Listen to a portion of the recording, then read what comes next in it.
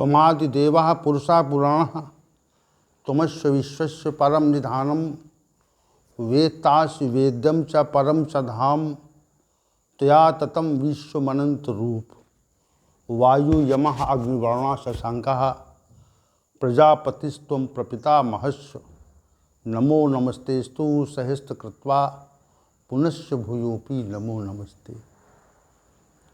वसुदेवसुतं देवं कंसचाणूरमर्दनं देवकी परमानंदम श्रीकृष्णं वंदे जगद्गुरुं कृष्णं वंदे जगद्गुरुं। कृष्णाय वासुदेवाय हरे परमात्मने प्रणतक्लेशनाशाय गोविंदाय नमो नमः, गोविंदाय नमो नमः।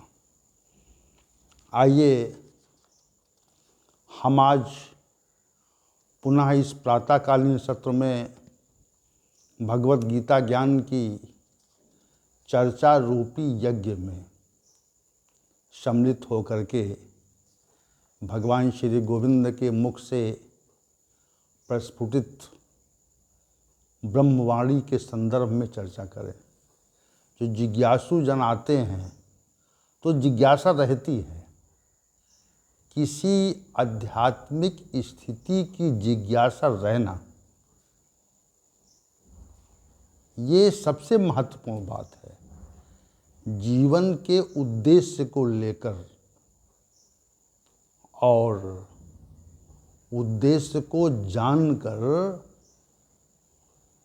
उसको प्राप्त करने के लिए, उद्देश्य को जान करके उसको प्राप्त करने के लिए जो प्रयास होता है वह प्रयास विशेष रूप से वंदनीय होता है। हम पहले तो उद्देश्य को जान नहीं पाते कि संसार में जीवन का उद्देश्य क्या है, संसार का उद्देश्य क्या है, और हम चूँकि संसार के अंग हैं इसलिए हमारा उद्देश्य क्या है। तो पहली जो जिज्ञासा है जो विशिष्ट प्रकार की है वह स्वयं के इस संसार में आने के उद्देश्य को लेकर है।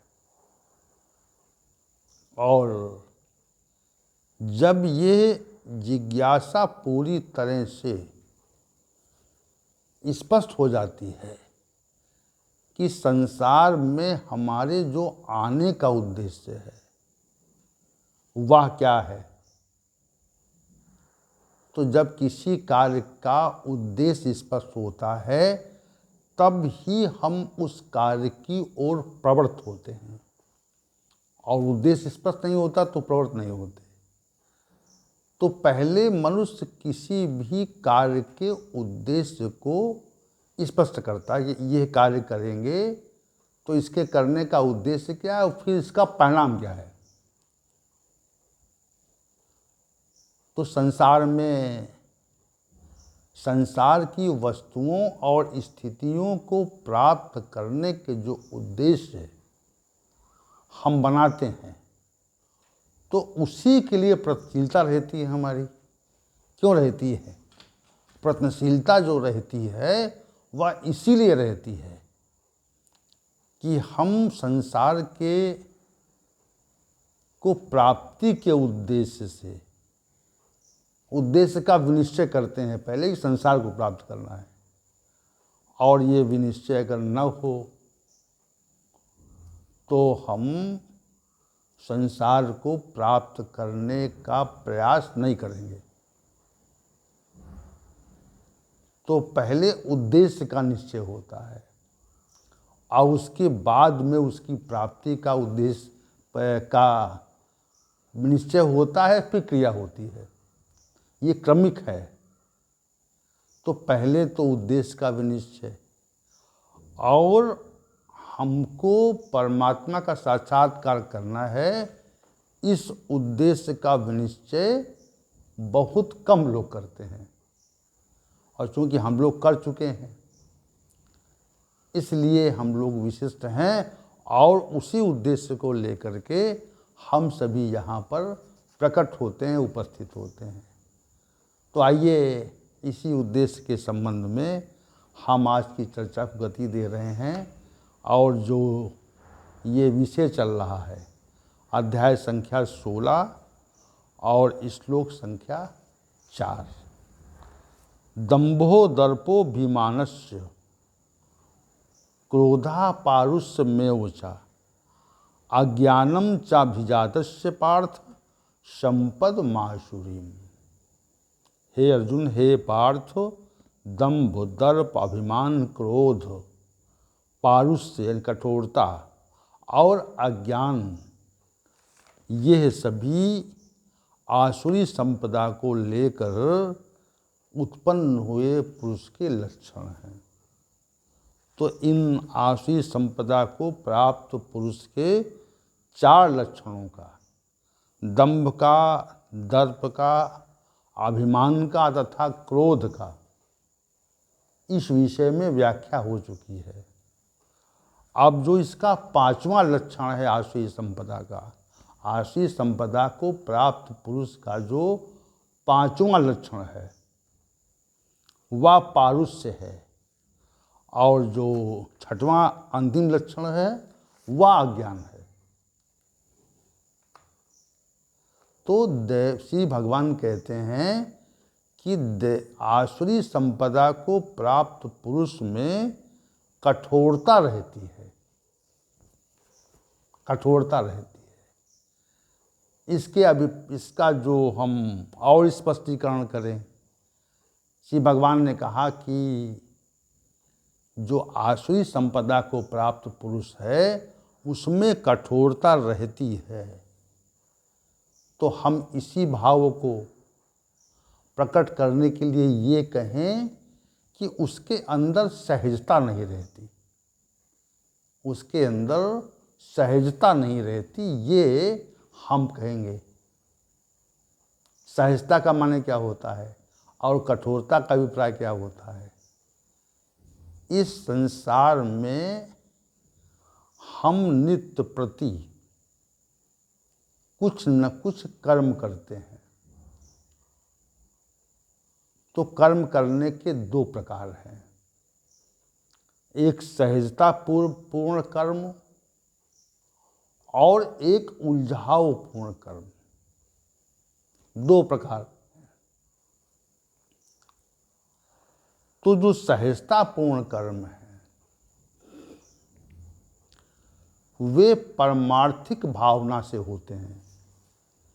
सहजता पूर्ण कर्म सहज भाव है,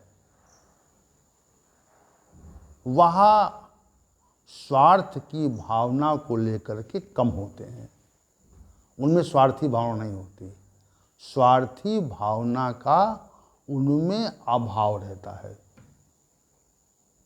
स्वार्थपरता का उनमें निश्चित अभाव रहता है, स्वार्थपरता नहीं रहती। और जो कठोरता को लेकर के कर्म होते हैं सहजता से नहीं होते, उनमें स्वार्थपरक भावना का विशेष समावेश होता है। क्या होता है? विशेष समावेश होता है कि कठोर व्यक्ति को आप देखेंगे तो कठोर व्यक्ति आपसे सहजतापूर्ण बात नहीं करेगा और अपने उद्देश्य की पूर्ति के लिए, अपने उद्देश्य की पूर्ति के लिए वह कुछ भी करने को तैयार हो जाएगा। ये विशेष लक्षण है आसुरी संपदा वाले व्यक्तियों का। वो ऐन केन प्रकारेण अपने स्वार्थ का हलीकरण चाहते हैं, किसी भी प्रकार मिले। और वर्तमान समय की जो स्थिति है उसमें तो कठोरता ही कठोरता है। मनुष्य इतना स्वार्थी हो गया है कि स्वार्थपरता से वह ऐसे कृत्य कर रहा है जिससे दूसरों का अहित हो रहा है, दूसरों के अधिकार की वस्तुओं को स्थितियों को वो छीन करके उनका उपभोग करना चाहता है। ये कठोरता का विशेष लक्षण है। हम इतने कठोर हो गए कि मन में सहजता नहीं रही, मन में सुलझावपूर्ण स्थिति नहीं रही, उलझावपूर्ण स्थिति हो गई कि हम किसी भी कर्म को सहजता से दूसरों के हित की भावना को दृष्टि में रखकर नहीं करना चाहते। हम प्रत्येक कर्म को अपने स्वार्थ के लिए करना चाहते हैं और इसके संपादन में पूरी शक्ति लगाते हैं, संपादन में पूरी शक्ति सामर्थ्य लगाते हैं कि हम सहजतापूर्वक कोई कार्य करते ही नहीं और दूसरों को प्रताड़ित करना और उनसे कठोर व्यवहार करना और दूसरों की हत्या का प्रयास करना, किसी ऐन केन प्रकारेण हम स्वयं को पूरी तरह से स्वार्थी भावना में लिप्त किए हुए हैं। ये सब मानसिक और शारीरिक कठोरता का पर्याय है। हम जो कर रहे हैं, हम जो करना चाह रहे हैं, हम लोगों को उस दृष्टि से देखते हैं कि ये सब हमारे उपभोग की वस्तु हैं और इन पे हमारा नियंत्रण है। कोई उच्च शिखर पर बैठा व्यक्ति किसी उच्च पद पर प्रतिष्ठित व्यक्ति प्रतिष्ठित हो जाए अगर, तो वह सामने तो सहजता प्रदर्शित करता है कि सहज हैं हम, लेकिन उसके पीछे जो उसके कृत्य हैं वह कठोर हैं। हम इतना कठोर हो गए हैं कि हम दूसरे लोगों को के अन्न को, जो गरीब व्यक्ति हैं उनके अन्न को भी स्वयं ग्रहण करना चाहते हैं, इतनी कठोरता है। या दूसरे के स्वामित्व की वस्तुओं को छीनकर स्वयं उनका उपभोग करना चाहते हैं। इतनी विलक्षण कठोरता आ गई है मन में, तो वो समय के प्रभाव से है और तमोगुण के प्रभाव से है। और जो ये पारुष्य पद यहाँ पर प्रयुक्त हुआ है, श्री भगवान ने पारुष्य पद का प्रयोग किया और कहा ऐसे व्यक्ति आसुरी संपदा को प्राप्त होते हैं। और ये सहज भाव से कह दें असुर हैं वो लोग, वो देव नहीं हैं, वो दानव हैं, ये कह दें ये बात। उनकी जो श्री भगवान ने परिभाषा की, उनको जो व्याख्यापित किया, उनके संदर्भ में कहा, ये कहा कि वो लोग सुर नहीं हैं। भाई असुर कौन है? जो सुर नहीं है। आसुरी कौन कौन है? दानवी कौन है? जो देव नहीं है, दैवी संपदा जिसके अंदर नहीं है। तो ये जो पारुष्य नामक, कठोरता नामक जो विशेष अवगुण है, यह आसुरी संपदा को प्राप्त पुरुषों में विशेष रूप से रहता है। और उनकी जो कठोरता है वह आपको स्पष्ट रूप से परिलक्षित होगी, दिखाई पड़ेगी। समझिए इस बात को आप। दिखती है, कठोरता दिखती है उनकी व्यवहार में, बातचीत में, कृत्य में, भाव में, हर जगह कठोरता रहती है। सहज नहीं रहते ऐसे व्यक्ति, असहज रूप से कार्य करते हैं। और जिसका जो परिणाम है वह आज वैश्विक महामारी के रूप में प्रकट हो रहा है कि हम दूसरों के अन्न का, चिकित्सा का स्वयं उपभोग करना चाहते हैं, या विशेष कठोरता है। और एक अन्य कठोरता भी, जिसका हमने वर्णन कई बार किया भी, कि हम पशुओं की हत्या करके उनके मांस का सेवन करना चाहते हैं। ये विशेष प्रकार की कठोरता है। और श्री भगवान के कथनानुसार, भगवत गीता के सिद्धांत के अनुसार, वो लोग आसुरी स्वभाव के हैं। जो लोग मांस भक्षण करते हैं, विशेष कठोरता प्रकट हो जाती है। पशु के शारीरिक अंगों को काटना, काट कर उसको उबालना और उसका भक्षण करना, ये विशेष कठोरता है। वो सभी श्री भगवान के कथनानुसार, भगवत गीता के सिद्धांत के अनुसार आसुरी संपदा को प्राप्त पुरुष हैं। और आसुरी संपदा को प्राप्त पुरुष का जो अंतिम लक्षण है, श्री भगवान ने कहा अज्ञान है। अज्ञान को क्या परिभाषित करना? जो ज्ञान नहीं है, जिनको ज्ञान नहीं है, न तो अपने कर्तव्य कर्मों का ज्ञान है, न उनको अपने कर्म का ज्ञान है, न उनको अपनी स्थिति का ज्ञान है कि हमको क्या करना चाहिए, क्या नहीं करना चाहिए। इस संसार में जो अधिक व्यक्ति हैं, संसार में जिनकी बहुलता है, सत्ता उनकी नहीं है। यद्यपि सत्ता तो बहुलता की होती है, लेकिन बहुलता की सत्ता नहीं है। देखिए, ये विशेष बात है। अधर्म की सत्ता नहीं होती, धर्म की सत्ता रहती है, ज्ञान की सत्ता रहती है। अज्ञानी व्यक्तियों की सत्ता नहीं होती। फिर भी अज्ञानी व्यक्ति इस संसार में बहुलता से पाए जाते हैं, बहुलता से पाए जाते हैं। अधिक मात्रा अज्ञानी व्यक्तियों की है। ज्ञानी तो कुछ हैं, कुछ मात्रा में है, 10% हैं या 5% हैं।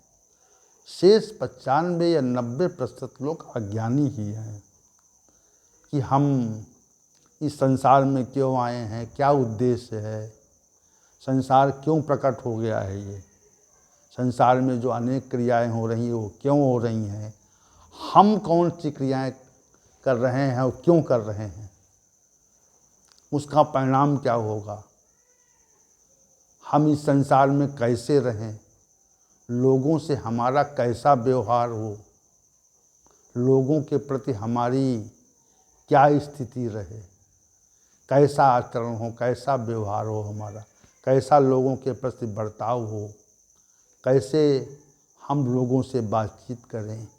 ये सब जितने भी विषय हैं, जितने विषय हैं, वह सबके सब ज्ञान के विषय हैं कि जो व्यक्ति अपनी स्थिति को जानने का प्रयत्न नहीं करता, वो अज्ञानी है कि हम क्या हैं और क्यों इस संसार में आए हैं। हम क्या हैं, क्यों संसार में आए हैं। तो संसार में ऐसे अनायास तो नहीं आ गए, अनायास प्रकट तो होते हैं, या दिखता है अनायास प्रकट हो गए, लेकिन किसी विशेष उद्देश्य को लेकर यहाँ पे आए हैं। ऐसे अनायास नहीं आए। अनायास प्रकट होने का कोई भाव नहीं है।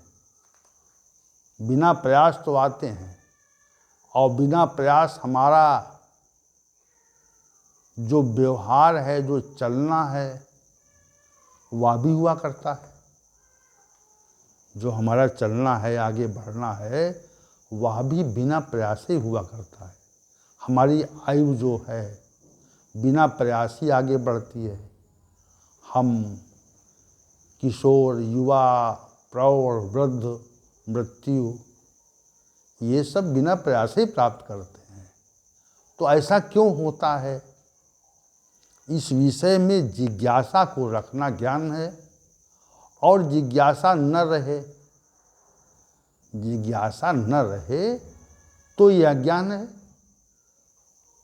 कि केवल हम स्वयं तक और स्वयं के परिवार तक, सगे संबंधियों के हित तक ही सीमित रह जाएं। स्वयं के का पोषण करना, अपने परिवार का पोषण करना और अपने सगे संबंधियों का हित साधना, केवल इसी कर्म में लगे रहें और दूसरों का किसी प्रकार हित न कर सकें, दूसरों का किसी प्रकार हित न करें, तो ये जो सारा का सारा जो कृत्य है, इसको अज्ञान कहा जाता है। ज्ञान नहीं है कि हमको जीवन का वास्तविक बोध नहीं है, हमको जीवन का वास्तविक बोध नहीं है, हमको जीवन की वास्तविकता का ज्ञान नहीं है, जीवन की वास्तविकता का कोई ज्ञान नहीं है। जीवन की वास्तविकता का बोध न होना और जीवन की वास्तविकता को जानने का प्रयत्न करना, जीवन की वास्तविकता को न जान करके उसके उद्देश्य से भ्रमित रहना, बस अपने शरीर के पोषण में और विलासितापूर्ण जीवन जीने की ओर और लोगों के अहित की ओर, परिवार के हित के लिए मात्र हम जो कार्य करते हैं, वो संपूर्ण कार्य जो है वह अज्ञान की सीमा में आता है। इसके ये जो अज्ञान नामक जो लक्षण है, वो आसुरी संपदा को प्राप्त पुरुष का विशेष लक्षण माना जाता है, क्योंकि अज्ञान के कारण ही दंभ भी रहता है, अज्ञान के कारण भी घमंड भी रहता है, अज्ञान के कारण अभिमान भी रहता है, अज्ञान के कारण क्रोध भी रहता है और अज्ञान के कारण ही कठोरता भी रहती है। ये जो पिछले जो 5 गुण हैं, 5 अवगुण हैं, दुर्गुण हैं, आसुरी संपदा को प्राप्त पुरुष के जो पूर्व वर्णित 5 अवगुण हैं, ये इनका जो आधार है, इनका जो विशिष्ट आधार है, वह अज्ञान ही माना जाता है। अज्ञानता है कि हमको दंभ नहीं करना चाहिए, हमको घमंड नहीं करना चाहिए, हमको अभिमान नहीं करना चाहिए, हमको क्रोध नहीं करना चाहिए, हमको सहज भाव से रहना चाहिए। और ये सब अज्ञानता के कारण ही हैं। इसलिए श्री भगवान ने अंत में ये कह दिया कि जो आसुरी संपदा को प्राप्त पुरुष है, उसमें अज्ञान विशेष रहता है, ज्ञान विशेष नहीं रहता। ये श्री भगवान कह रहे हैं, अज्ञान विशेष रहता है उसके अंदर, और अज्ञानता के कारण ही वह जीवन पर्यंत दुख ही दुख में जीता है। कुछ समय तो उसको लगता है कि हमको सुख मिला, लेकिन उसको वास्तविक सुख कभी नहीं मिलता। अज्ञान का जो परिणाम है वह दुखद स्वरूप है। तमोगुण का जो विशेष लक्षण है, विशेष गुण भी अज्ञान माना जाता है। आसुरी संपदा के मनुष्य तमोगुण से आवृत रहते हैं, इसलिए अज्ञान से आवृत रहते हैं, क्योंकि अज्ञान लक्षण होता है। अज्ञान जो है वो तमोगुण का स्वरूप है। अज्ञान विशेष आने क्यों आता है? ज्ञान विशेष प्रकट होता सत्व गुण से, प्रवृत्ति विशेष पैदा होता है रजोगुण से, और अज्ञान विशेष पैदा होता है तम गुण से। तो श्री भगवान ने आश्रय संपदा को प्राप्त पुरुष का ये 6वां लक्षण कहा, और अंत में ये कहा कि आसुरीम संपदम अभिजातस्य, इन अवगुणों को लेकर के ही आसुरी संपदा के मनुष्य उत्पन्न होते हैं।